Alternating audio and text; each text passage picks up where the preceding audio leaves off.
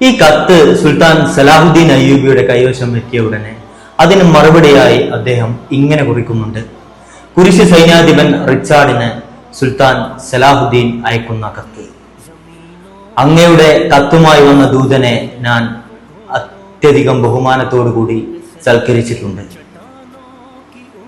യുദ്ധരംഗത്ത് അങ്ങയുടെ പാടവം നേരിട്ട് ബോധ്യപ്പെട്ട ഒരാളാണ് ഞാൻ.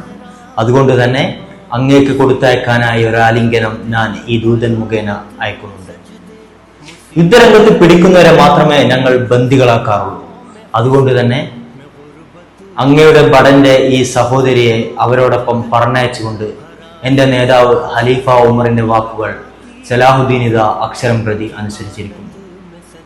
താങ്കളുടെ നേതാവായ യേശുവിന്റെ വാക്കുകൾ അനുസരിച്ചുകൊണ്ട് താങ്കൾ അന്യാധീനമായി പിടിച്ചെടുത്ത പ്രദേശങ്ങൾ അതിന്റെ ഉടമകളായ മുസ്ലിങ്ങൾക്ക് തിരിച്ചു നൽകണമെന്ന് ഞാൻ വിനീതമായി അങ്ങയെ ഓർമ്മപ്പെടുത്തുക കൂടി ചെയ്യുന്നു.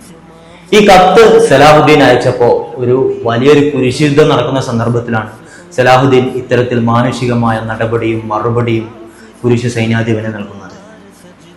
അന്യായമായി പിടിച്ചെടുത്ത പ്രദേശങ്ങൾ കുരിശ് സേന വിട്ടു നൽകിയില്ല എന്ന് മാത്രമല്ല, വീണ്ടും അവർ സുൽത്താൻ സലാഹുദ്ദീനെതിരെ ഭീകരമാവും വിധം പടയൊരുക്കം നടത്തുന്നു.